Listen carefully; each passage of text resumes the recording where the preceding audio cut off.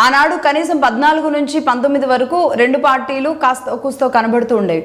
ఆ తర్వాత కొద్దిమంది ఎమ్మెల్యేలు ఉన్నప్పటికీ కూడా టీడీపీ సభ్యులు ఎక్కడ కూడా డుమ్మాలు కొట్టకుండా వెళ్ళడం, సరే ప్రతిఘటించేవాళ్ళ, తర్వాత బయటికి గంట వేయబడేవాళ్ళ, ఏది జరిగినా సరే అసెంబ్లీలో అయితే కూర్చునేవాళ్ళు. బట్ మళ్ళీ ఈసారి మాత్రం అసెంబ్లీలో మేము కూర్చోము అన్నట్టుగా వైసీపీ బయటికి వెళ్ళిపోయిన పరిస్థితి. ఇప్పటికి మరి 2 ఏళ్ళు కావస్తుంది. సరిగ్గా ఇంకొక 2-3 నెలల్లో 2 ఏళ్ళు కావస్తుంది. ఇప్పటి వరకు ఏ సమావేశాలకు కూడా వైసీపీ హాజరు కాని పరిస్థితి ఉంది. బడ్జెట్ ఇలా వచ్చి అలా ఎందుకు వెళ్లారో అర్థం కాని పరిస్థితి. ఎందుకంటే బడ్జెట్ సమావేశాలకైనా వస్తున్నారు, వైసీపీ కూడా దీని మీద ఒక సమావేశం ఏర్పాటు చేసుకుంది అనుకున్నప్పుడు నిజంగా ఇక్కడ నుంచి ఏమైనా కొత్త వరవడ ఏమన్నా వైసీపీ ప్లాన్ చేయబోతుందేమో, మొన్నటి నుంచి ఒక విధానంగా ఉన్న దగ్గర నుంచి ఇప్పుడు కొత్తగా ఏమైనా ముందుకెళ్తుందేమో అని అందరూ అనుకున్నారు. కానీ దానికి పూర్తి భిన్నంగా జస్ట్ అటెండెన్స్ వేసుకోవడానికి మాత్రమే వచ్చి అలా వెళ్ళిపోయారు. ఇలా వచ్చి అలా వెళ్ళిపోయారు.